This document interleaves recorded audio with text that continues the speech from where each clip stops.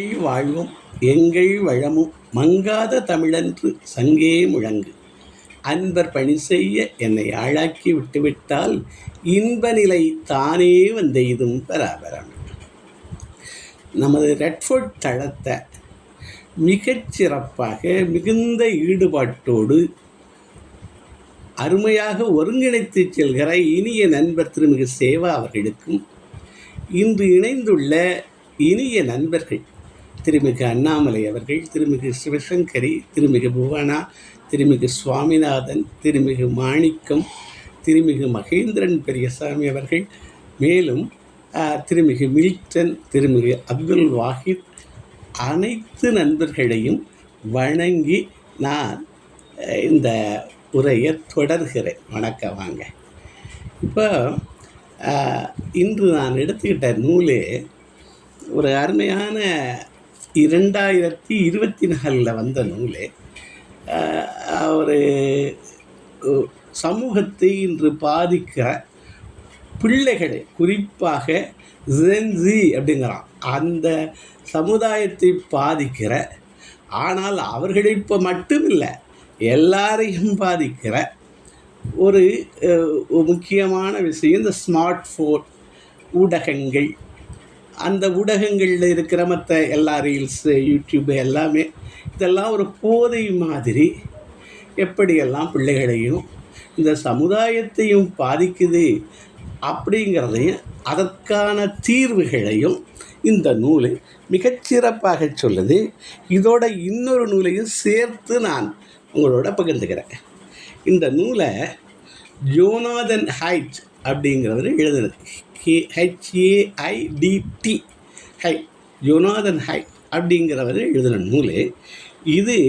த anxious generation அப்படிங்கிற நூல். த anxious generation. என்ன த ஆங்ஷியஸ் ஜெனரேஷன்?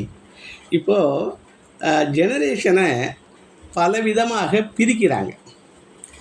எப்படியெல்லாம்? த கிரேட்டஸ்ட் ஜெனரேஷன் அப்படின்னு 1901 1927 வரைக்கும் உள்ள ஜெனரேஷனை சொல்கிறாங்க. The greatest generation.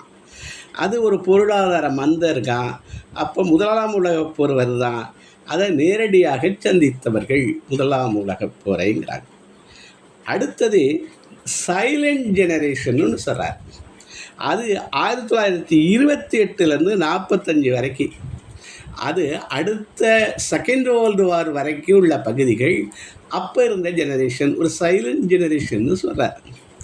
அதுக்கப்புறம் தான் 46 to 64 தான் பூமர்ஸுங்கிறாங்க. இப்போ பிள்ளைகள்லாம் பூமர்ஸ் அது இதுன்னு சொல்கிறாங்க. 46 to 64 சொல்கிறாங்க. ஜெனரேஷன் எக்ஸ்ன்னு சொல்கிறாங்க. அது என்னென்னா 65 to 81. அப்போ தான் கணினி வருது, தொழில்நுட்பத்தோட இதுகள்லாம் வருது, கொஞ்சம் சுதந்திரமான சிந்தனைகள்லாம் இந்த பீரியடில் வர்றதா சொல்கிறாங்க. அல்லது 65 to 81. அப்புறம் மில்லினியல்ஸ்ன்னு சொல்கிறாங்க, ஜெனரேஷன் ஒய். இது 1981 to 1996 வரைக்கும். இதெல்லாம் ஒரு சும்மா ஒரு பகுப்பு தான். அவங்க தான் தற்கால பெற்றோர்களில் பெரும்பகுதியினர் இந்த 1981 to 1996 இருக்கதாகவும் சொல்கிறாங்க. அப்புறம்தான் ஜென்சி அப்படின்னு சொல்கிறாங்கல்ல, அது சேருது. அது 1997 2012 வரைக்குங்கிறாங்க. இந்த இளைஞர்களில் பெரும்பகுதி இதில் தான் சேர்றாங்க. இவங்களுக்கு என்ன ஆச்சு? பிறக்கும் போதே கையில் ஸ்மார்ட் ஃபோன் வந்துருச்சு, 4G, சமூக வலைத்தளம், டிஜிட்டல் உலகு. இது என்னென்ன ஆங்ஸைட்டியை கொடுக்குது அப்படிங்கிறது மாதிரி தான் இந்த நூல், அதனுடைய தீர்வு. அதற்கு அப்புறம் புதிய வரவு ஜெனரேஷன் ஆல்ஃபாங்கிறாங்க. 2013 to 2025. அது இது கோவிட் காலம், புதிய தலைமுறை, இந்த லாக்டவுனா, இந்த மாதிரி ஆன்லைன் வகுப்புகள், ஏஐ தொழில்நுட்பம், இப்படியெல்லாம் இருக்குதுன்னு சொல்கிறாங்க. இதில் இந்த ஆங்ஸைட்டி அப்படின்னா என்ன பொருள்? ஆங்ஸைட்டிங்கிற போது அது ஒரு பதட்டம், ஆவல், எதிர்பார்ப்பு, ஒரு கவலை, இதெல்லாம் இந்த ஆங்ஷியஸ் மோமெண்ட் கொடுக்குதுன்னு நம்ம பார்க்குறோம். இந்த ஆங்ஸைட்டி என்னென்னத்தையெல்லாம் கொண்டாடுது? மனச்சோர்வு வருது, ஒரு பதற்றத்தை கொடுக்குதுங்கிறான். அப்புறம் டிப்ரெஷன், தனிமை, எக்ஸ்ட்ரீம் கேசஸில் தற்கொலை வரை கூட இது போய் சேர்ந்துருது. அப்போ இது அதிகரிச்சு வர்றதை காமிக்கிறாங்க. இதுக்கெல்லாம் 10-15 ஆண்டுகளாக குழந்தைகள் மற்றும் இளைஞர்களுடைய மனநிலையில் இந்த ஆங்ஸைட்டி வர்றதா சொல்கிறாங்க. ஒரு முக்கியமான ஒன்று சொல்கிறாரு, ஒரு பிள்ளை கையில் ஒரு புத்தகத்தை கொடுத்தா அந்த புத்தகத்தை குனிஞ்சு பார்த்து ஒரு 5 நிமிடங்களாவது எடுத்த பிறகு தான் அதுக்கு அதில் ஒரு இன்ட்ரெஸ்ட் இருந்தால் ஒரு மகிழ்ச்சி வருமா. ஆனால் இந்த ஸ்மார்ட் ஃபோனில் 5 நொடிகளில் அது மகிழ்ச்சியை கொடுத்துருது. இந்த டோப்பமைன் அந்த மாதிரி அதெல்லாம் பின்னாடி பேச இருக்கேன். 5 நொடியில் கொடுத்துறதா மகிழ்ச்சியை. கொடுத்ததுக்கு அப்புறம்தான் இருக்குது. அப்புறம் அது என்ன பண்ணிடுது, அந்த மகிழ்ச்சி அது மேலும் மேலும்னு வருது. ஒரு ரீல் பார்த்தா பத்தலை, அப்போ அந்த டாலரன்ஸ் 100 ரீல் பார்த்தா கூட அது சரியாக வரமாட்டேங்குது, அதே எஃபெக்ட் வரமாட்டேங்குது. அப்போ பிள்ளைகளுக்கு ஒரு பதற்ற நிலை வருதுங்கிறாங்க, ஆங்ஷியஸ் மூமெண்ட்ஸ் வருதுங்கிறாங்க. இதுக்கெல்லாம் காரணம் என்னன்னு சொல்கிறாரு அவர். இது ஒரு பெரிய ஆராய்ச்சியாளர் அவர், ஜோனாதன் ஹைட்ஸ். அவர் சொல்கிறாரு, அதாவது கையில் அதாவது வெளியில் விளையாடுற நேரம் குறைஞ்சிருச்சு. இந்த பிள்ளைகளுக்கு வெளியில் விளையாடுற நேரம் குறைஞ்சிருச்சு. நம்ம ஒவ்வொருத்தரும் ஒப்பிட்டு பார்க்கலாம்.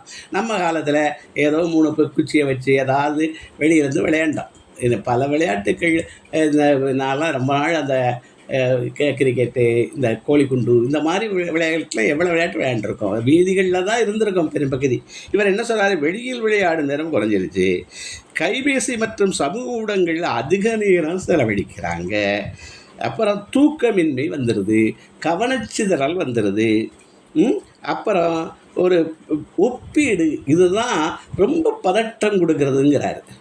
இன்ஸ்டாகிராம் இதுகளெல்லாம் உடல் ஒப்பீடு, உருவ ஒப்பீடு. நான் அப்படி இல்லையே, அவன் எதை காமிக்கிறான் ஒவ்வொன்றையும், அவன் வெவ்வேறு ஒரு அது டெய்லர்டு, அது இது மேடுங்கிறதுலாம் அவங்களுக்கு நமக்கு தெரியறதில்ல. அவன் அதை காமிக்கிற போது ஒப்பிட்டு நான் அந்த மாதிரி இல்லையே. இந்த தாழ்வு மனமாக 3 சி நம்மளை பாதிக்கிறாங்க.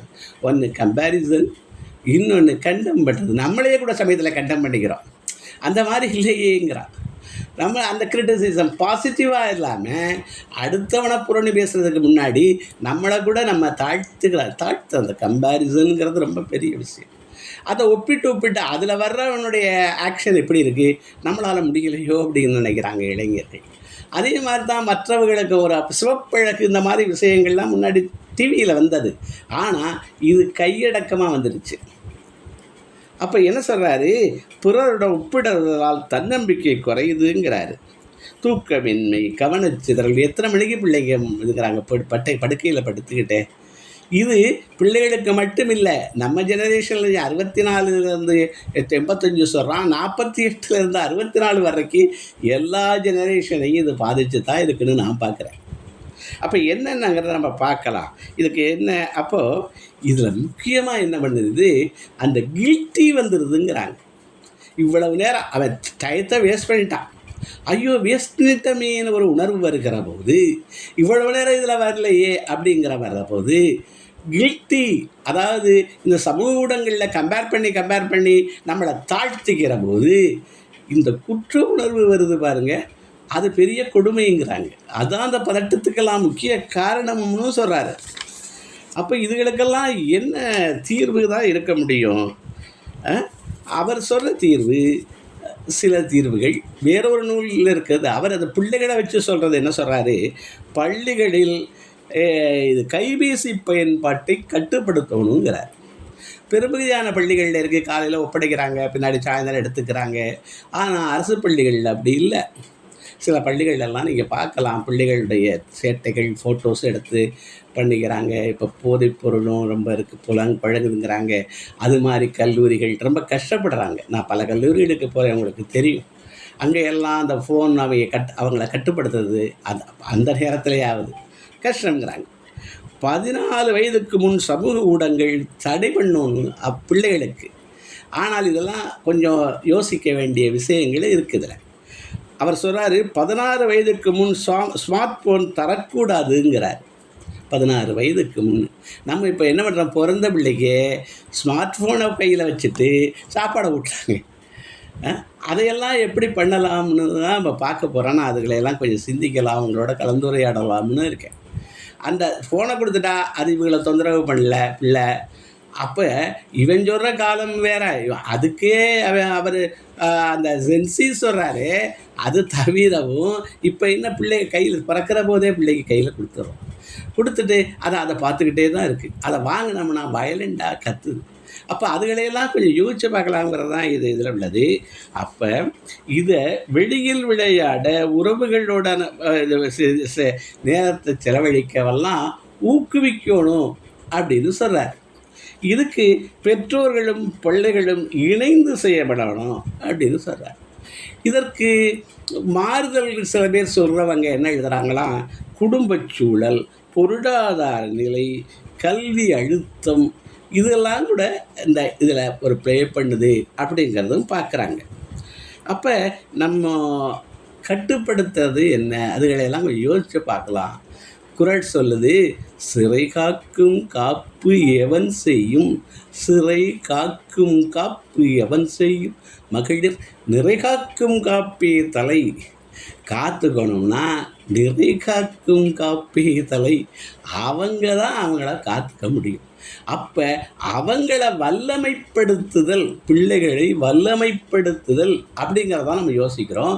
பிள்ளைகளை மட்டும் இல்லை, இந்த உரை எல்லா ஜெனரேஷனும் இதில் பாதிக்கப்படுறோம் அப்படிங்கிறது உங்களுக்கு எல்லாருக்குமே தெரியும். இதில் எவ்வளவு பேர் நம்ம பாதிக்கப்படுறோம், எவ்வளோ பேர் போகிறோம், அவ்வளவு இந்த ஃபோன் மட்டும் இல்லை, ஃபோனுக்கு தொடர்ந்து என்ன வருது அது முழுக்க ஊடகங்கள் முழுக்க நம்ம இப்போ பார்க்க போகிறோம்.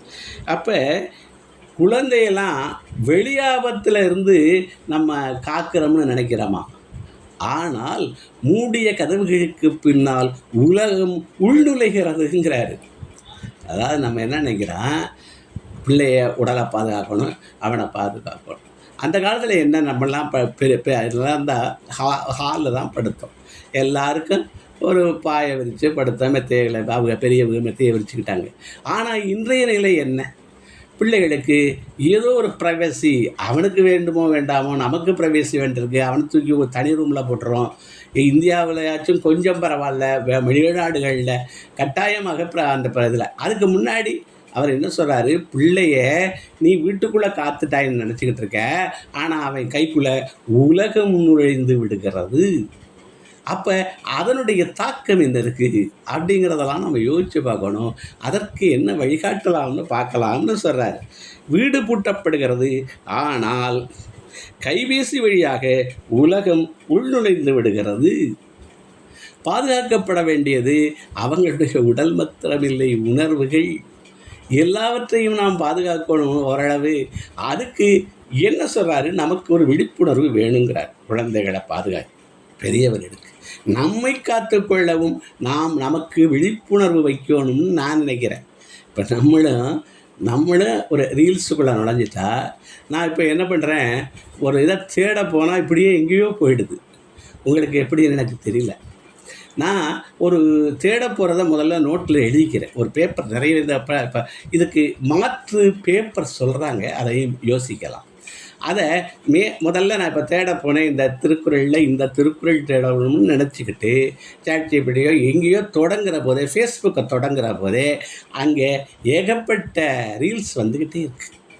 அதை நான் இப்போ சிலவைகளை ஒன்றை பார்த்துட்டு அப்புறம் நாட் இன்ட்ரெஸ்டட்னு போட்டுறேன். அப்புறம் அந்த இதில் வரல, கீழே 3 புள்ளியை தொட்டு நாட் இன்ட்ரெஸ்டட் போட்டுக்கிட்டு இருக்கேன். அப்போ கொட்டுது ஒரு தவணை எதையாவது பார்த்துட்டோம்னா விடுது. அப்போ இதில் எல்லாம் பிள்ளைகளை காப்பாத உலகம் உள்நுழைந்து விடுகிறதுங்கிறார். அவர் சொல்கிறாரு, புத்தகத்தை ஒருத்தன் கையில் கொடுக்குறோம், ஒரு பிள்ளை கையில், அது ஒன்றை பார்த்து அதை பற்றி புரிஞ்சுக்கிட்டு வர்றதுக்கு குறைந்தது 5 நிமிடங்களாவது ஆகும். ஆனால் 5 நொடிகளில் அதற்கு ஒரு மகிழ்ச்சி கிடைக்குது.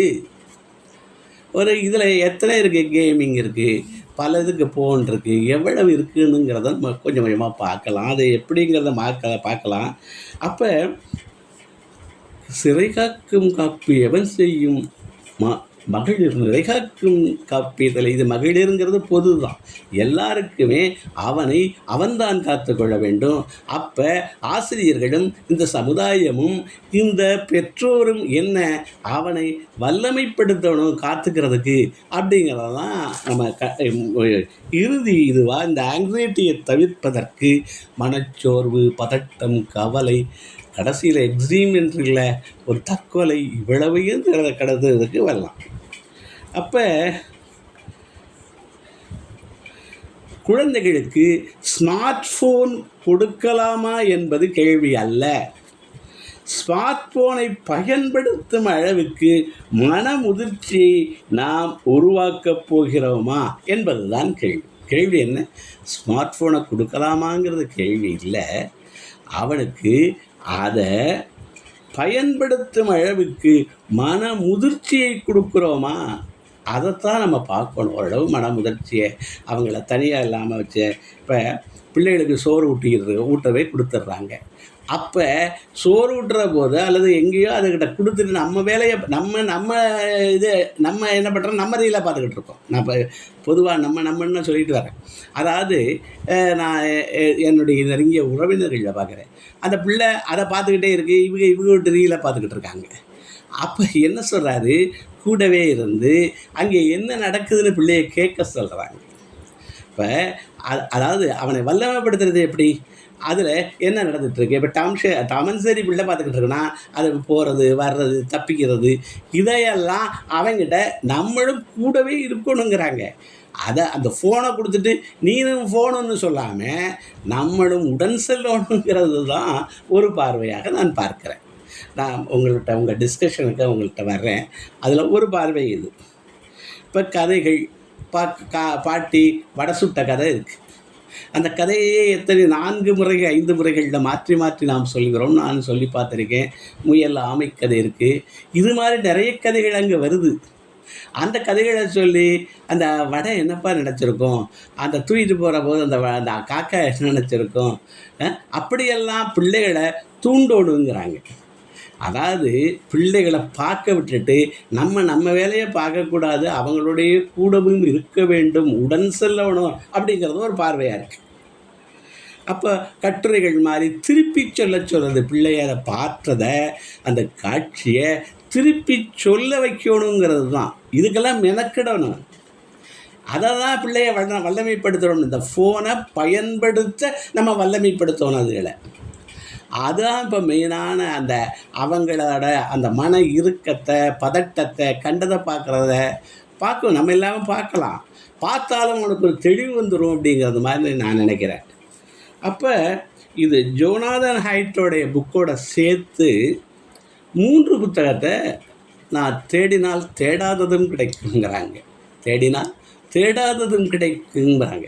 அந்த 3 புத்தகங்கள் என்னென்னா, டீப் ஒர்க், கவனத்தின் பாதிப்பு. டீப் ஒர்க்னு ஒரு புக்கு, நல்ல புக்கு, அது கிடைச்சி அதை பார்த்தா அது நம்மளும் சொல்லியிருக்கோம். அட்டாமிக் ஹேபிட்ஸ் எல்லாருக்கும் தெரிந்த புக்கு. சிறிய பழக்கங்கள் பெரிய மாற்றம். ஸ்மார்ட் ஃபோனோட நல்ல பழக்கத்தை இப்போ அவன் என்ன சொல்கிறான், ஒன்றோட ஒன்று சேர்க்கறது. இப்போ பல்விளக்க போகிற போது ஒரு எக்ஸசைஸையும் அதோட சேர்த்துட்டா, அது மாதிரிலாம் அது அந்த பேரிங் வார்த்தைகள், நல்ல வார்த்தைகள்லாம் இருக்குது, அதோடு சேர்த்து சிறிய மாற்றங்களை கொண்டாது. அப்போ டெலிஃபோனை நான் கொடுக்குறதுனா இந்த மாதிரி ஒரு நல்ல விஷயத்தை அதோட சேர்க்கறது. அல்லது நீ அதாவது இதில் இந்த டோப்போமீன்ங்கிறது சுரக்குதுங்கிறான், அதை தான் இப்போ பேச போகிறேன். அந்த மலர்ச்சி, அந்த டோப்போமீன் இருக்குது பாருங்கள், அதை மற்றதும் தருதுங்கிறாங்க. இப்போது 100 முறை நீ குதிச்சுட்டு தான் வரணும், அப்புறம் தான் இந்த ஃபோனை எடுக்கணும் அப்படின்னு ரெண்டையும் நீ ஃபோன் எடுக்கிற போது இந்த 20 முறையாவது இந்த உக்கி போடுறதுன்னு சொல்கிறோம். அது கடவுளுக்கு போட்டாலும் சரி, இதுக்குன்னு போட்டாலும் சரி, நீ 20 உக்கியாவது போட்டால் தான், அதாவது உங்களுக்கு தெரியும், பிள்ளையார் முன்னாடி நம்ம போடுறது அந்த தண்டாலா, அந்த மாதிரி நீ அதையாச்சும் செய்யணும். அதுக்கப்புறம் போட்ட பழக்கம் தான் அட்டாமிக் ஹேபிட்ஸ் மாதிரி அதோட சேர்க்கலாங்க. சின்ன மாற்றங்களை நம்ம இப்போ ஃபோனை விட முடியாது. அப்போ ஃபோனோட சேர்க்கறது எதை சேர்க்கலாம்ங்கிறது தான். எதை நம்ம அவனுக்கு தனி ரூம் வேறு ஆகிடுச்சு. இப்போ அப்போ ஒவ்வொரு தவணையும் நம்ம அவனை போய் பார்த்துக்கிட்டே இருக்க முடியாது. அப்போ நம்ம ஒரு அளவு அவனை வல்லமைப்படுத்துறது எப்படி, ஆசிரியர்கள் வல்லமைப்படுத்துறது எப்படி, இப்போ தேட சொல்கிறாங்க, நிறைய ஒரு ப்ரெஷர்ஸ் இருக்குது, பார்க்கலாம் இன்னமும். அப்போ இது 2வது புத்தகம் அப்போ சொல்ல விரும்பினது. அவர் இதோட சேர்க்கலாங்கிறது. அடுத்தது டோப்போமைன் நேஷன். அந்த புத்தகத்தை கொஞ்சம் அதிகமாக இதோட சேர்த்து நான் பார்த்து உங்களுடைய மேலான ஒரு கூட்டு பங்களிப்பையும் எதிர்பார்க்கிறேன். இந்த டோப்போமைன் நேஷன், உடனடி இன்பம் மற்றும் நீடித்த மகிழ்ச்சி. இதை எழுதினவரே அண்ணா, ANNA, அண்ணா, LMKE, LEMBKE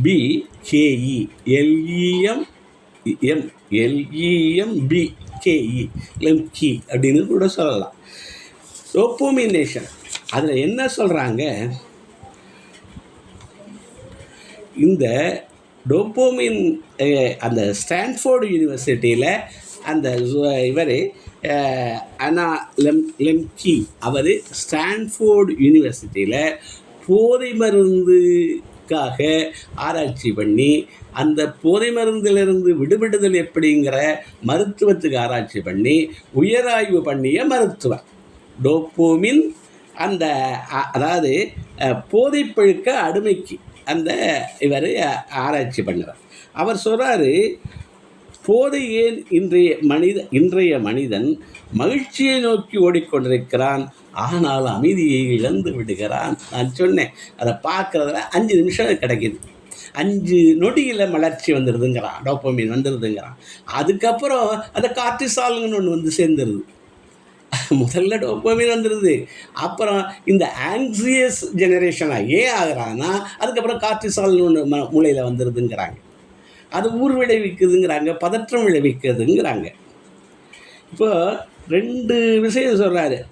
அதாவது மூளையில் ப்ளஷர் அண்ட் பெயின் 2 ஒரு திராசு மாதிரி இருக்கான். ப்ளஷர் அண்ட் பெயின், இன்பம் துன்பம்னு சொல்கிறோம் நம்ம. அது மூளை ஒரு திராசு மாதிரி இருக்கான்.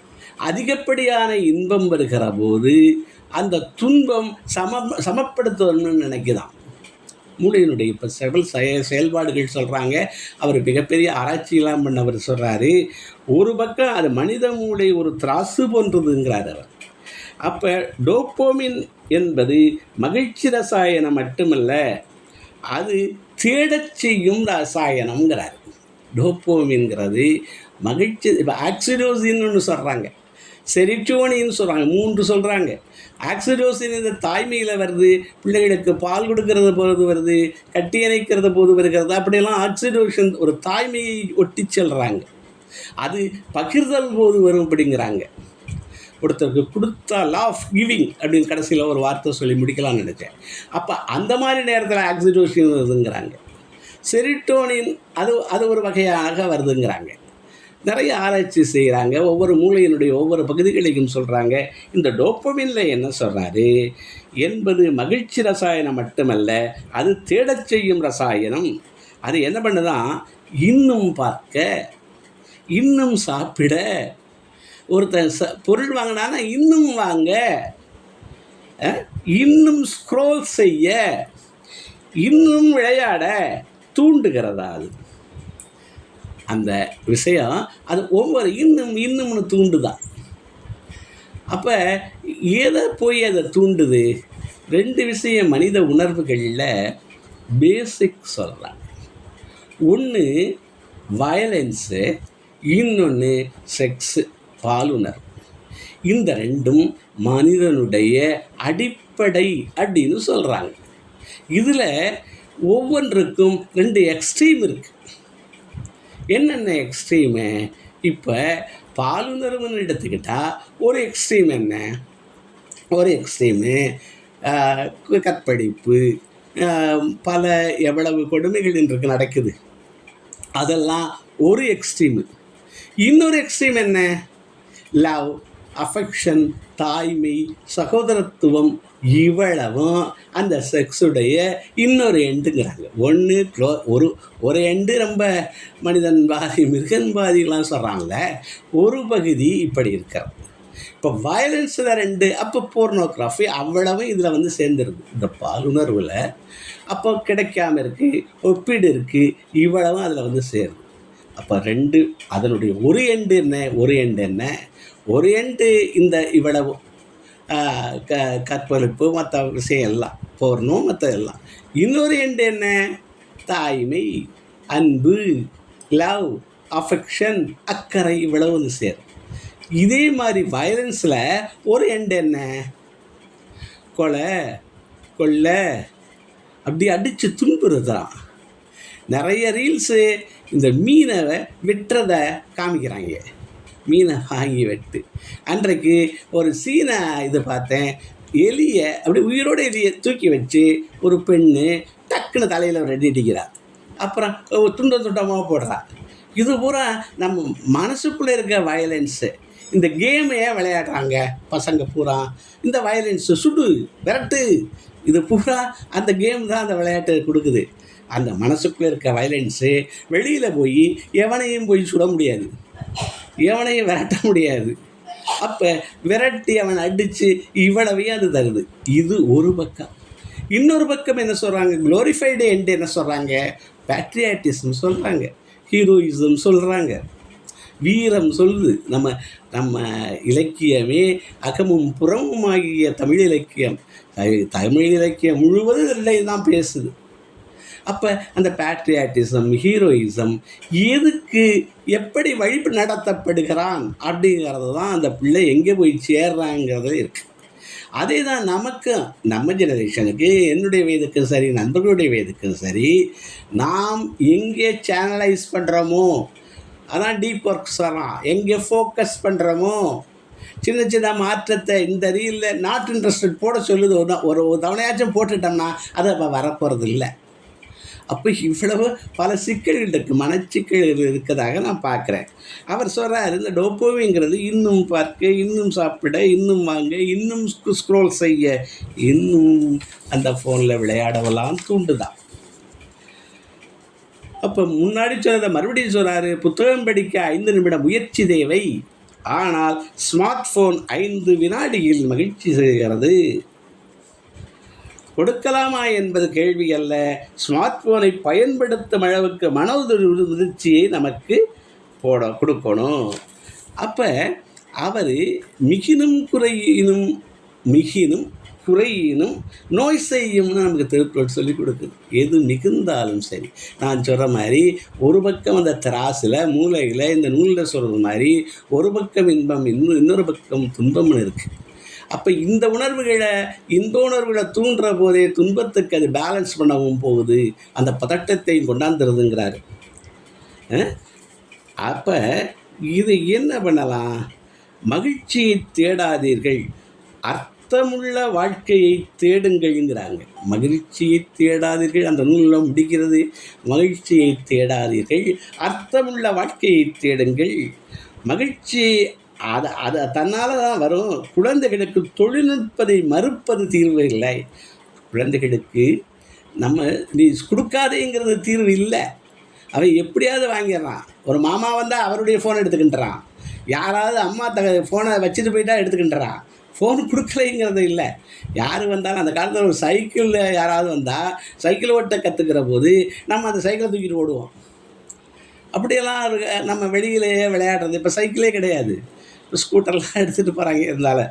அப்போ மறுப்பது தீர்வில்லை, தொழில்நுட்பத்தை விட அர்த்தமுள்ள மனித உறவுகள், விளையாட்டு, முக்கியமாக சொல்கிறது விளையாட்டு, வாசிப்பு, உடல் உழைப்பு, இதுகளெல்லாம் ஒரு தீர்வாக கொடுக்க சொல்கிறாங்க. இந்த டோப்போமின் கொடுக்குறத 1 மணி நேரம் உடற்பயிற்சி கொடுக்கும்னு சொல்கிறாரு. அதுகளெல்லாம் கொஞ்சம் பார்க்கலாமே. இப்போ போதைப்பழக்கம் மட்டுமல்ல, நவீன அடிமைத்தனங்கள் அந்த நூலில் சொல்லப்படுகிறது. என்னென்ன அடிமைத்தனம்? 1 சமூக ஊடகங்கள், 2 reels, 3 YouTube, online gaming, pornography, online shopping. ஒவ்வொரு நாளும் யாரும் வராட்டியும் நம்ம வீட்டில் யார் வந்து நிற்கிறான்னா, இந்த ஸ்விக்கியிலேருந்து ஒருத்தர் வராரு. அது தவிர அமேசான்லேருந்து வந்துக்கிட்டே இருக்குது. ஆனால் நல்ல புத்தகங்கள் வருது, நல்ல இது வருது. ஆனால் அது தேவையில்லாதது வந்துக்கிட்டே இருக்குது. இப்போ பிள்ளைகள்லாம் நமக்கு ஆர்டர் பண்ணி, பெரியவங்களுக்கு ஆர்டர் பண்ணி தருதுக. நிறைய அவன் தான் வந்து கதவை தட்டுறான், சொந்தக்காரன் வந்து கதவை தட்டலை. அந்த நிலைமையில் இருக்குது. ஆன்லைன் ஷாப்பிங்கு, ஜங்க் ஃபுட், அதான் சொன்னேன், சாப்பிட வாங்க கூடங்கிறது, அப்படி கேம்பிளிங் ஆப்ஸு, பல விஷயங்கள் இந்த மாதிரி வந்துக்கிட்டே இருக்குங்கிறாங்க. முதல் நாள் ஒரு ரீல் மகிழ்ச்சியை தருதான். ஆனால் 30 நாள் கழித்து 100 ரீல் பார்த்தாலும் அதே மகிழ்ச்சி வர்றதுக்கே வரமாட்டேங்கிறான். காரணம் என்ன? அதுக்கு எதை சொல்கிறாங்க? அதாவது டாலரன்ஸு சொல்கிறாரு. அதாவது அதே இன்பத்திற்கு அதிக அளவு தூண்டுதல் தேர்வு இருக்கிறது. இந்த நேரங்களில் அவர் சொல்கிற தீர்வுகள், நான் இந்த புத்தகம் 2வதாக குறிச்சிக்கிட்டு வர்ற புத்தகத்திலேருந்து பேசிகிட்டு இருக்கேன். அந்த புத்தகத்தின் அந்த புத்தகத்தினுடைய பேர், ஒரு 2 நிமிஷம், அது பேப்பர் டோப்போமின் நேஷன். அந்த புத்தகம் அன்னா லெம்கி அப்படிங்கிறவர் அவர் எழுதுகிறார். இவ்வளவும் போதைப்பழக்கத்தை அவர் ஆராய்ச்சி பண்ணுறவர், இவ்வளவும் போதைப்பழக்கமாக இருக்குங்கிறார் இந்த ரீல்ஸு, இது பூரா. அப்போ இதுக்கு தீர்வு அவர் சொல்கிறாரு, சில நேரங்களில் முழுமையாக நிறுத்த வேண்டும்ங்கிறார். 24 மணி நேரம் ஸ்டாப்பிங் நிறுத்தணுங்கிறார். அல்லது 15 நாள், ஒரு வாரம், 30 நாள், இந்த மாதிரி அந்த சோஷியல் மீடியாவுக்கு போகிறதில்ல, கேம்பிளிங் சைட்டுக்கு போகிறதில்ல, போனோ சைட்டுக்கு போகிறதில்ல அப்படின்னு ஒரு சில முழுமையாக நிறுத்துதல். அது தவிர அவர் சொல்கிறது எல்லாரும் சொன்னதை தான் திருப்பி சொல்கிறோம். இந்த நடைப்பயிற்சி, உடற்பயிற்சி, நான் சொன்னேன், அவன் பிள்ளைக்கு ஃபோனை கொடுக்கறதுக்கு முன்னாடி இத்தனை தம்ஸ்அப் எடுக்கணும். அதாவது உடற்பயிற்சி, தோட்ட வேலை, புத்தகம் வாசித்தல், இசை, சமூக குடும்ப உறவுகள், அப்போ நண்பர்களான இது வழிபாடு, இதெல்லாம் கூட டோப்பமின் தருது. ஆனால் வெவ்வேறு லெவலில் இருக்குது. அது தந்துட்டு அது ஒரு குற்ற உணர்ச்சியை, நம்ம வேறு ஏதாவது இந்த மாதிரி இதுகளில் ரீல்ஸோ போனோம் பார்த்தா அதுக்கப்புறம் குற்ற உணர்ச்சியை கொடுத்துருது. இவ்வளோ நேரம் டயத்தை வேஸ்ட் பண்ணிட்டேடான்னு. அப்போ இதுகளை செஞ்சால் இது ஆக்கப்பூர்வமானது. நம்ம 5 லவ் லாங்குவேஜஸ் சொல்கிறோம்.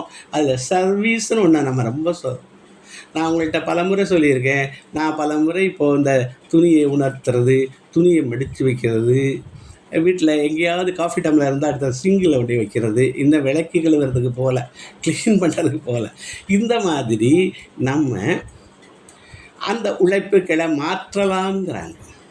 எந்திரிச்சு வெளியில் போயிருங்கிறாங்க. இந்த மாதிரி இருக்க போது நகர்ந்துருங்கிறாங்க. இதுகளெல்லாம் பலது சொல்கிறாங்க. இருந்தாலும் அவங்களுக்கு தான் அது போகுது.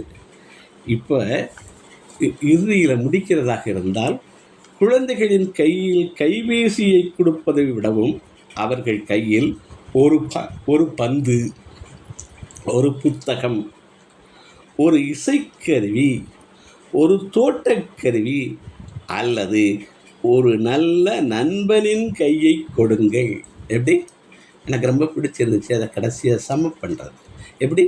அதாவது குழந்தைகளின் கையில் கைபேசியை கொடுப்பதை விடவும் அவர்கள் கையில் ஒரு பந்தை கொடுங்கள், ஒரு புத்தகத்தை கொடுங்கள், ஒரு இசைக்கருவியை கொடுங்கள், ஒரு தோட்டக்கருவி. பிள்ளைகளுக்கு அந்த தோட்டக்கருவிங்கிறது அவ்வளவு முக்கியம். அந்த கலை கார்டன் நிறைய வீடுகளில் அதெல்லாம் பண்ணுறாங்க. தோட்டக்கருவியை கொடுங்கள். அல்லது அதை பார்க்குற போது ஒரு செடி வளர்கிறத, அதில் ஒரு காய் காய்க்கிறத, அதை கொண்டாந்து அம்மாட்ட பிள்ளைகள் கொடுக்குற போது அதெல்லாம் அவ்வளவு ஒரு நல்ல உணர்வை ஏற்படுத்துது. அல்லது ஒரு நல்ல நண்பனின் கையை கொடுங்கள்னு சொல்கிறார். அப்போ இதில் 4 விஷயம் நான் சேர்த்து பார்த்தது. இந்த லா ஆஃப் கிவிங், கொடுத்தல் விதி, இதெல்லாம் சேர்த்து கொடுக்க சொல்கிறாங்க, கையில் கொடுக்க சொல்கிறாங்க. இந்த லா ஆஃப் கிவிங் என்னென்னத்தையெல்லாம் கொடுக்கலாம். இப்போ உறவுகள் தொடர்புகளை கொடுங்கங்கிறாங்க. இப்போ இன்னொரு புத்தகம் பார்த்தேன். இந்த கைபேசிகளை விடவும் ஒரு நோட்டு புத்தகம் ரொம்ப சிறப்புங்கிறாங்க. அந்த நோட்டு புத்தகம் நம்மளும் இப்போ பின்பற்றலாம்ங்கிறாங்க. கிராட்டிடியூட் அந்த நோட்டு புத்தகத்தில் 3 பகுதிகளாக நான் இப்போ பிள்ளைகளுக்கு இதை ரொம்ப சொல்கிறேன். நான் இதே புத்தகத்தை ஒரு 150 பிஎட் ஸ்டூடெண்ட்ஸுக்கு இதே புத்தகத்தை கொஞ்சம் மாடிஃபை பண்ணி பேசினேன். அதனுடைய வீடியோவும் அதில் பேசுகிற பேச்சையும் நான் ரெக்கார்ட் பண்ணியிருக்கேன். அதை யூடியூப்பில் ஏற்றிட்டேன். அதை நான் இப்போ பகிர்ந்துக்கிறேன். அவங்களுக்கு நான் சொன்னது இதுதான். இந்த 5 லவ் லாங்குவேஜஸ் மாதிரி கொடுங்கள். எதை கொடுக்க முடியும்? இந்த நோட்டு புத்தகங்கள் கிராட்டிடியூட் நன்றி கூறுறதை நம்ம கொஞ்சம் கொஞ்சமாக வளர்த்து கொள்ளணுங்கிறேன். நான் அதை முடிக்கிறேன். நீங்கள் உங்களுடைய கருத்துக்களை கேட்க விரும்புகிறேன். இந்த நன்றி அந்த நோட்டில் என்ன எழுதலாம்ங்கிறாங்க. இந்த நன்றியால் நிரப்புங்கள்ங்கிறாங்க உள்ளத்தை. அப்போது தினம் அதை எழுதுகிற போது அவர் என்ன சொல்கிறாரு, 10 நிமிஷம் இங்கே திருப்புங்கிறார். அந்த ஃபோனில் இருந்து இந்த நோட்டுக்கு எழுதுதலுக்கு திருப்புங்கிறார். இதில் இப்போ தொடர்புகள் சொன்னோம். இப்போ 12 கோடு போட்டு வச்சுக்கிறது. அதில் நமக்கு உறவினர்கள் முழுவதுடைய பேர்களை எழுதி வச்சுக்கிறது. 12 கோடுனா ஜனவரியில் பிறந்த நம்ம உறவினர் நண்பர்.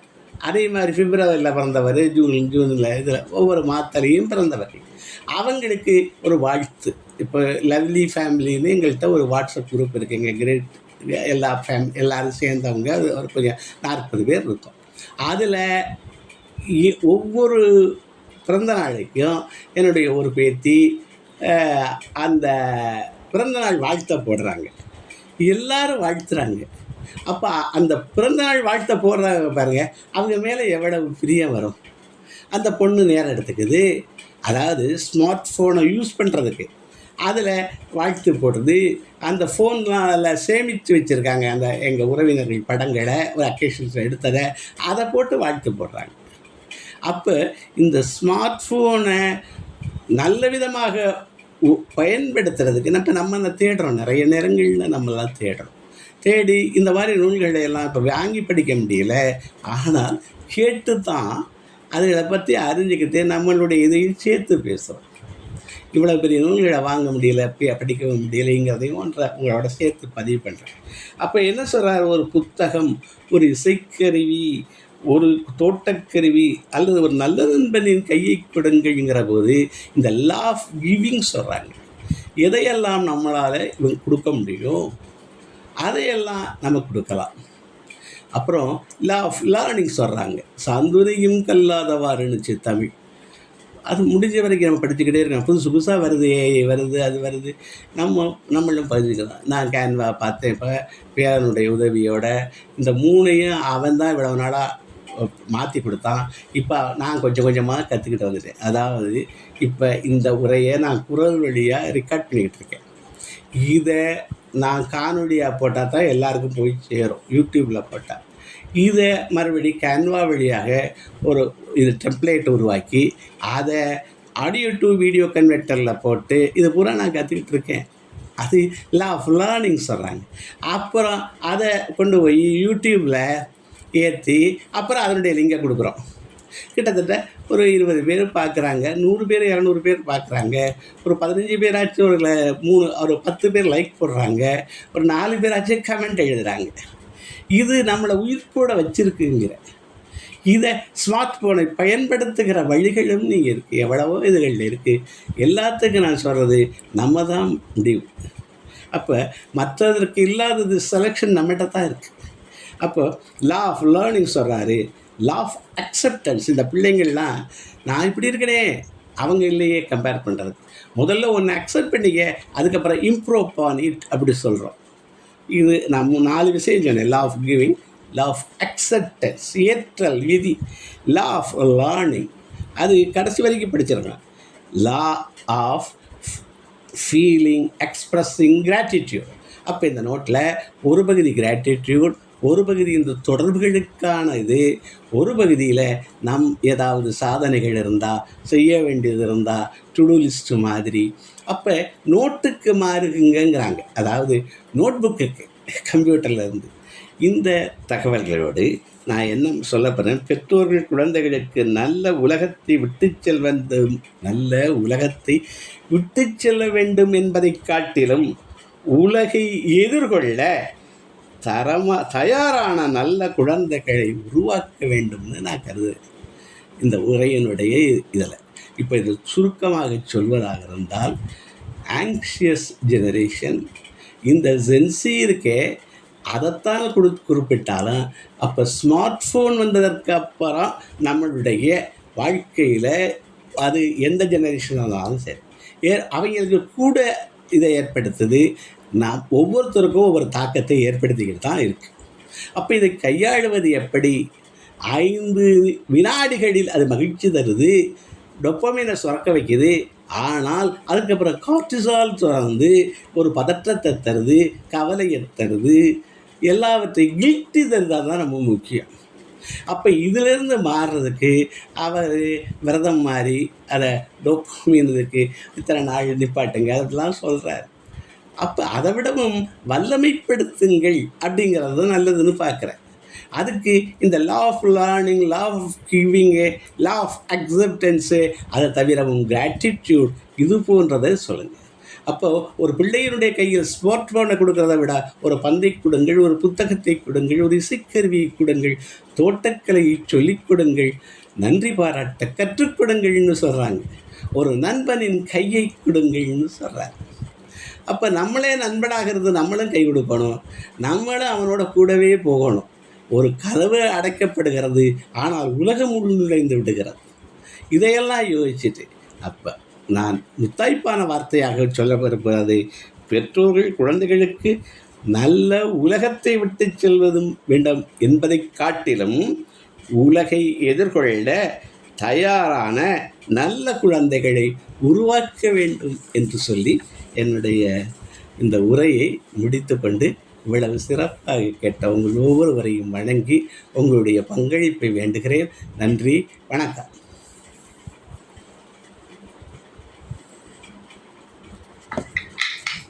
ரொம்ப மகிழ்ச்சியம்மா.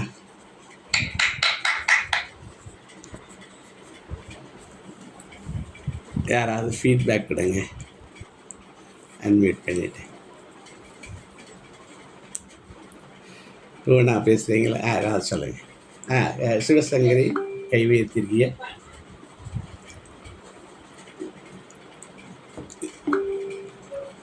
சார், அனைவருக்கும் வணக்கம், மாலை வணக்கம். ரொம்ப அருமையா இருந்துச்சு சார், சிறப்பா சொன்னீங்க, அழகா பொறுமையா எடுத்து சொன்னீங்க, நல்லா இருந்துச்சு கேட்கறதுக்கு. நம்மளையும் ஒரு நிமிஷம் யோசின்னு சொல்ற மாதிரி இருந்துச்சு. ஸ்டூடெண்ட்ஸ்க்காக மட்டும் இல்லாம பேரண்ட்டும் கூட சேர்ந்து ரீல்ஸ் பார்த்துட்டு இருக்கிறது சொன்ன விஷயமாகட்டும் நல்லா இருக்கு சார். புக்கு நமக்கும் வாங்கி படிக்கணும், இளைஞர்கள் கண்டிப்பா படிக்கணும் அப்படின்னு தோணுது. நம்ம அதான் நீங்க சொன்ன கிட்ஸ் வகையில நம்ம ஒரு 90 கிட்ஸ்னால கொஞ்சம் நம்மளும் தோட்டக்கலை அது இதுன்னு கொஞ்சம் எக்ஸ்ட்ராவும் பண்ணிடுறோம், ஓடி ஆடி விளையாண்டுருக்கோம். பட் இப்ப இருக்க 2K கிட்ஸ் ஓடி ஆடி விளையாடுறதுனா என்னன்னே தெரிய மாட்டேங்குது, அந்த மாதிரிதான் இருக்காங்க. கண்டிப்பா இந்த புக்கு அவங்களுக்கு ரொம்ப யூஸ் ஆகுதுன்னு நினைக்கிறேன். படிக்கணும் ஒரு இளைஞர்களும். அதான் டோபமைன்ஸ் இருக்குது, அப்புறம் அது அப்பதைக்கு மகிழ்ச்சி கொடுக்கணும், அதுக்கப்புறம் கவலையை தருதுன்னு சொன்ன விஷயங்கள் ஆகட்டும், அப்புறம் ஒருத்தர் கையிலையும் ஒரு புத்தகத்தை கொடுங்க அதை வாங்கிட்டுன்னு சொன்ன விஷயங்கள் ஆகட்டும், அதை கதவு மூடனா உலகமே ரூமுக்குள்ள வருதுன்னு சொன்ன விஷயங்கள் எல்லாமே சிறப்பா இருந்துச்சு சார். அப்புறம் உங்க வயசுக்கு நீங்க இன்னும் யூடியூப்ல போடுறதுக்கு கத்துக்கிட்டு இருக்குன்னு சொன்ன விஷயம் ரொம்ப கிரேட் சார், சூப்பர் சார். நாங்களும் இன்னும் சாதிக்கணும், நிறைய ஒரு நிமிஷங்களையும் வேஸ்ட் பண்ணாம இருக்கணும். மேக்சிமம் வேஸ்ட் பண்றது இல்லை, இந்த மாதிரி நல்ல நல்ல செஷன்ஸ் கேட்டுட்டு தான் இருக்கோம். பட் இன்னுமே அந்த ஒரு ½ கூட அதுல மூழ்காத அப்படின்னு சார் நமக்கு சொல்ற மாதிரி இருந்துச்சு. பாட்டம் நல்லா இருந்துச்சு சார், புக்கும் நல்லா இருந்துச்சு, நீங்க பிரசன்ட் பண்ண விதமும் சூப்பரா இருந்துச்சு, நல்லா ரசிச்சு கேட்டேன் சார். ரொம்ப தேங்க்யூ சார், வாழ்க வளமுடன் sir. Thank you so much sir. சொல்லுங்கம்மா. லோனா 2 more Havlis. சொல்லுங்க. யாராவது கேட்கலையே. போனா பேசுறீங்களா? இல்லப்பா. சொல்லுங்க. அண்ணாமலை என்ன பேசுறீங்க? அவ்வளோ பழக்கம் இல்லை, நல்லதான். ஆனா டெய்லி அட்டெண்ட் பண்ணுவேன். புக்ஸ் எல்லாம் நிறைய எல்லாரும் சொல்றதெல்லாம் கேட்பேன், எனக்கு ரொம்ப பிடிக்கும். மீட்டன் ராஜசேகரோட ஒய்ஃப் நான். அப்படியா? ரொம்ப மகிழ்ச்சி அம்மா, ரொம்ப மகிழ்ச்சி மகிழ்ச்சி மகிழ்ச்சி.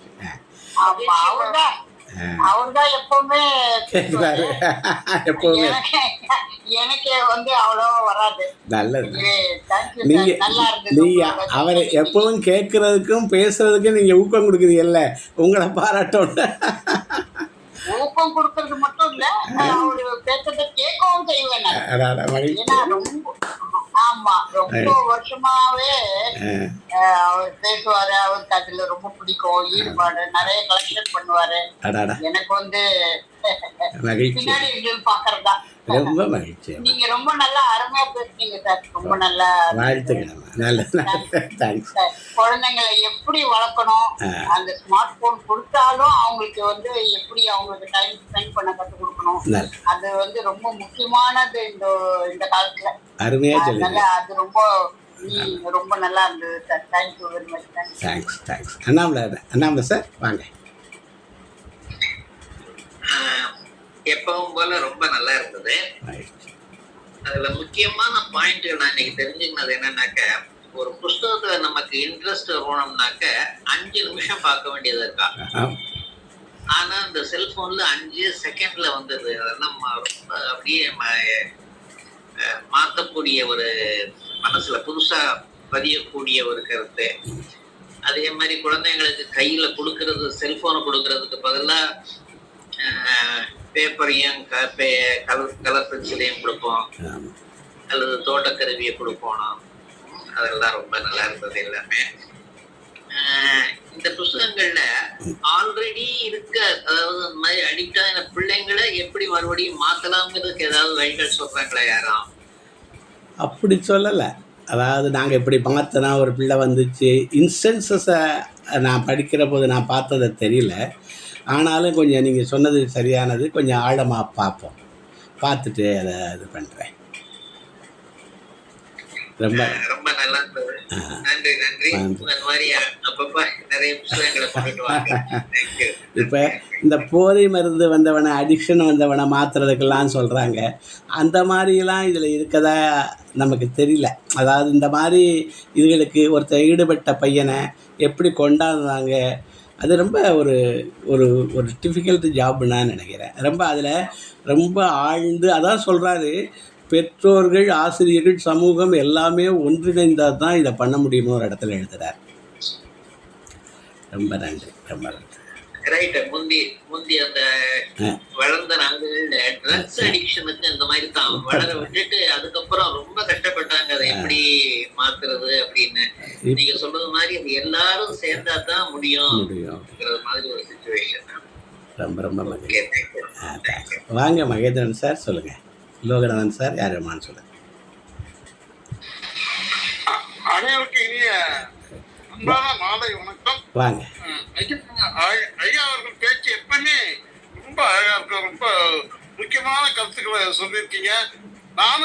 நானும் அந்த மில்டன் சாருடைய ஒய்ஃப் இருக்காங்க குணா மேடம், அது மாதிரிதான் ரொம்ப ஈடுபாடா கேட்பன ஒரே இந்த ஃபீட்பேக் எல்லாம் இப்ப கொடுக்க ஆரம்பிச்சுட்டேன். எனக்கு 2 மாசம் ஆச்சு, ஆப்ரேஷன் ஆயிடுச்சு. இப்போ போன நல்லா தான் இருக்கேன். நானும் வந்து ஒரு நர்சரி கடை வைக்கலாம் சொன்னா இருக்குமே நினைச்சேன். ஆனா அதெல்லாம் கூட தேவையில்லை. இப்ப இந்த வயசுல அதெல்லாம் கூட தேவையில்லை. நம்ம பேரண்ட் ஏத்தியே கூட வச்சு அவங்கள ஒழுங்குபடுத்துறது தான் ரொம்ப முக்கியமானதுன்றதை இன்னைக்கு உணர்ந்தேன். ரொம்ப சந்தோஷம் ஐயா. சமுதாயம், நம்ம குடும்பம், ஆசிரியர்கள் இதெல்லாம் சேர்ந்துதான் செய்யணும். நம்முடைய கடமையை நாம செய்வோம். வாத்தியார் பார்த்து சொல்ல முடிஞ்சே போய் சொல்லுவோம். சமுதாயத்துல இருக்கு அது. நம்ம வந்து நல்ல உலகத்தை படைப்பதை விட இந்த உலகத்தை எதிர்கொள்ள சக்தி உருவாக்கணும் அப்படின்றது ரொம்ப அழகான வார்த்தைகள். ரொம்ப அன்பா ஒவ்வொன்றும் முத்துக்களா இருந்தது. ஃபீட்பேக் கொடுத்துக்கும் நல்லா சொல்லியிருக்காங்க. அனைவருக்கும் நன்றி ஐயா. வாழ்த்துக்கள். வாழ்க வளமுடன். ஓம் நமச்சிவாய. நன்றி ஐயா. நன்றி. வாங்க சார், மகேந்திரன் சார் வாங்க. வணக்கம் நித்தியன் ஐயா. மகிழ்ச்சி. நீங்க தனி செய்தி அனுப்புனதுக்கு நன்றி. பயணத்தினால நான் முழுவதும் அப்படி பார்த்த உடனே வந்தேன். ரொம்ப அருமை. எப்போதும் போலவே நீங்க வந்து இன்னைக்கு ஒரு நுணுக்கமான ஒரு தனித்துவமான ஒரு புத்தகத்தை எடுத்திருக்கீங்க. நம்ம எப்போதும் சொல்றது போல நம்ம எவ்வளவோ செய்யலாம், ஆனா அடுத்த தலைமுறைக்கு என்ன செய்யறோங்கிறதுலதான் உண்மையிலேயே அதோடைய பயன் இன்னும் நிறைய இருக்குன்னு சொல்லலாம். அந்த மாதிரி அடுத்த தலைமுறையினருக்கான பல வேலைகள் நீங்க செய்துகிட்டே இருக்கீங்க. பள்ளிகள், கல்லூரிகள், பல இடங்களுக்கு போயிட்டு எல்லாம் தொடர்ந்து அவர்களை உயிர் கூட்டுவதன் மூலமாக உங்களை உயிர் கூட்டிக் கொண்டிருக்கிறீர்கள் அப்படின்னு சொல்லலாம். அது மட்டும் இல்லாம இந்த மாதிரி நல்ல புத்தகங்களை, ரொம்ப ரேரான புத்தகங்கள், எங்க அமெரிக்கா வரும்போது கூட போயிட்டு லைப்ரரியில போயிட்டு நிறைய புத்தகங்கள் எடுத்தீங்க, படிப்பீங்க. பல புத்தக நிகழ்வுகள் இருந்தாலும் சரி, எல்லாத்துலயும் போயிட்டு நீங்க நிறைய வாங்கி வச்சிருக்கீங்க நிறைய. அதுல ஒரு ரேரான ஒரு புத்தகத்தை எடுத்து எங்களோட பகிர்ந்து நன்றி. அதை நீங்க உங்களுடைய பார்வையில அந்த புத்தகம் படும் பொழுது, அந்த பகிரப்படும் போது நல்ல நல்ல சொற்கள் கிடைக்குது. நீங்க சொன்னீங்க இல்லையா, தோட்டக்கருவி, இந்த மாதிரி ஒவ்வொன்றுக்கு ஒரு கருவியை சேர்த்து சொன்னது, அந்த எப்படி சொல்றது, இந்த மாதிரி நம்ம எண்ணங்களை சீரமைக்கிறதுக்கு எண்ணங்களை ஒரு மற்ற வழிகள்ல திருப்பணும் அப்படின்னு நீங்க சொன்னீங்க. இந்த மாதிரி 5 செகண்ட்ல வர்ற இந்த டோபமைனுக்கு ஆசைப்பட்டு அரை மணி நேரம் 1 மணி நேரம் அந்த கார்டசைல போயிட்டு மாட்டிக்கிறோம் அப்படிங்கிற மாதிரி, அதெல்லாம் ரொம்ப உண்மையான பார்வை. இன்னொன்னு என்ன அப்படின்னா, இவ்வளவும் சொல்லப்படுறது நம்ம பிள்ளைங்களுக்காக மட்டும்தான், நமக்காக. ஏன்னா இது அவர்கள் மட்டும் இந்த செல்பேசியோடைய இந்த ஜெனரேஷன், எல்லா ஜெனரேஷன் தான் அதுல மாட்டிக்கிறான். ஆமா, அதனால அதையும் நினைவூட்டுற விதமா தான் இருந்தது. நம்மளும் எடுக்க வேண்டிய தோட்டக்கருவி நிறைய இருக்கு. அருமை அருமை, நினைவுபடுத்தினதா. நன்றி நன்றி நன்றி. காத்திருக்காங்க மில்டன் ஐயா. வணக்கம் ஐயா, ரொம்ப சிறப்பு. என்ன சொல்றது, தங்களுடைய கருத்துக்கள் மகேந்திர ஐயா மற்ற எல்லாருமே சொன்னது போல ஒரு விழிப்புணர்வு தரக்கூடிய ஒரு இதுதான். ஆனா இப்போ அந்த ஸ்கூல்ல இருந்து வரான் அந்த பையன், பேரன் 8 வயசு, படிக்கிறது 2வது, வந்த உடனே தேடுறது ஐபேடு தான். அத அப்புறம் மொபைல் இதை ஒளிச்சு வைக்கிறாங்க. அப்புறம் ஒளிச்சு வச்சுன்னா அவர் கண்டுபிடிச்சிருவாரு. இதே டிராமா எல்லார் வீட்லயும் நடக்குதுன்னு கேள்விப்பட்டேன். சோ இதுல நம்ம செய்யக்கூடியதுன்றது பியானோ, அப்புறம் கீபோர்ட்லாம் வாங்கி வச்சேன். அது கொஞ்சம் இது மாதிரி ஏதாவது கொஞ்சம் கருவி, நீங்க சொன்னது கரெக்ட் தான், இசைக்கருவி ஏதாவது ஒன்று சேஞ்ச் பண்றதுக்கு, ஏதாவது ஒரு டிஸ்ட்ராக்ஷன், அதாவது கொஞ்சம் மாற்றத்துக்கு அட்லீஸ்ட் ஒரு மடை மாற்றணும். ஓரளவு தான் செய்ய முடியுது. அதுக்கு மறுபடியும் அங்க போயிருக்காரு அவரு. அதுக்கப்புறம் என்ன செய்யுது, அவருடைய கூட இருந்து என்ன பார்க்குறாருன்னா அதையே திருப்பி சொல்லலாமோன்னு நான் நினைக்கிறேன். அதை சொன்னால் கொஞ்சம் இன்ட்ரெஸ்டாக அந்த பிள்ளைகளுக்கு வந்துடுச்சுன்னா சொல்ல ஆரம்பிச்சிடுவாங்க. இப்போ நம்ம இப்போ பேச ஆரம்பித்து நமக்கு ஒரு பேசாத நாளெல்லாம் பிறவா நாளேன்னு போயிட்டுருக்குல, அந்த மாதிரி அந்த பிள்ளைகளை அதை சொல்ல வைக்கிறோம்னு வச்சுக்கோங்க, அதில் தான் நம்ம வெற்றி இருக்குது. அந்த கதையை அவன் திருப்பி சொல்ல வைக்கணும் நம்ம கூட இருந்து. ஏதோ அவன் பாட்டுக்கு இருக்கான், நம்ம பாட்டுக்கு நம்ம வேலையை பார்க்குறோம், நம்ம ரீல் பார்க்குறோம்னு இல்லாமல் இருந்தால் நல்லா இருக்குமோன்னு என்னுடைய ஒரு எண்ணம் பகிர்ந்துக்கிறேன். ரொம்ப நன்றி சார், உங்களுடைய அருமையான எண்ணம். ஒரே விஷயம் மட்டும் சொல்கிறேன். அதாவது இந்த போன்ல இந்த பேரங்கிட்ட கேட்டேன், ஒரு நாளைக்கு எத்தனை கேம் பார்ப்பேன் அப்படின்னு கேட்டேன். இன்னும் ஒரு 100 கேமுக்கு குறைஞ்சபட்சம் மேல பார்ப்பேன் அப்படிங்கிறான். சரி, இந்த அப்புறம் யோசிச்சா அப்புறம் கொஞ்சம் சின்னதா இதெல்லாம் யார் கண்டுபிடிச்சு எங்க வருதுன்னு பார்த்தா பெரும்பாலும் சைனாக்காரங்க, சைனீஸ் கேமா தான் இருக்கு போல நிறைய. அந்த நாட்டுல ஷாங்கே, அப்புறம் சில நாடுகள்ல சில ஊர்கள்ல கடை போட்டிருக்காங்க. என்ன போட்டிருக்காங்கன்னா 2 hour 3 hourக்கு மேல பேரண்ட்ஸ் பசங்களுக்கு அனுமதிக்க கூடாது கேம் பாக்குறதுக்கு. அப்படி பார்த்தா இவங்களை ஜெயில போடுவோன்ற அளவுக்கு சட்டம் போட்டுருக்காங்க. அவன் தான் உலகம் பூரா அனுப்பிடுறான் வீடியோ கேம். ஆனா அவன் ஊர்ல மட்டும் பாதுகாப்பாரு. எல்லா இதுவுமே அந்த 2 உணர்வுகளுக்கு தீனி போடுறது தான் சார். அந்த 2 உணர்வுகள் தான் நம்ம தான் செலக்ட் பண்ணுறதில்ல, அதை பார்க்கணும். அந்த ஒவ்வொரு கேம்லையும் என்ன இருக்குது, துரத்துறது, வெட்டுறது, கொல்றது, மோதுறது, அப்படி தான் இருக்குது. அந்த வயலன்ஸை தானே வளர்க்குறான். அப்புறம் மற்ற ரீல் பூரா இன்னொரு உணர்வு, பாலுணர்வை தான் தூண்டுது. 2ல் தான் டக்குன்னு வருது. அப்புறம் எல்லோரும் அதை கொஞ்ச நேரம் அதை பார்க்கவும் ஒரு ஆற்றாமை வந்துடுது, இயலாமை, அந்த மாதிரி அப்புறம் அதான் சோர்வுங்கிறாரு. அப்போ கொஞ்சம் கொஞ்சமாக நம்ம தான் பார்க்கணும். ரொம்ப மகிழ்ச்சி சார். மாணிக்கம் சார் வாங்க சார். நன்றி நன்றி சார். நன்றி சார். கை வைத்திருக்கீங்க, அன்மியூட் பண்ணிட்டு சொல்லுங்கள் மாணிக்கம் சார். தொடுங்க, மைக்கை தொடுங்க. மைக்கு சிம்பிள் இருக்குல்ல, அதை தொடுங்கலை. மைக்கில் ஒரு கோடு இருக்குல்ல, மைக்கை தொடுங்க. சார் கீழே டவுன்ல பாருங்க சார், டவுன்ல ஒரு கட்டம் போட்டு ஒரு கோடு போட்டிருக்கோம், அது வந்து வீடியோ சிம்பல். அது பக்கத்துல இருக்கிறது வந்து மைக் மாதிரி இருக்கும் பாருங்க. வீடியோக்கு அடுத்தாப்லையே.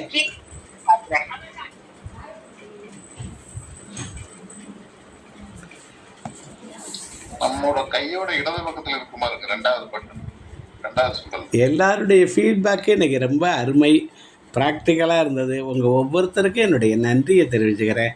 ரொம்ப சிறப்பு, நன்றி.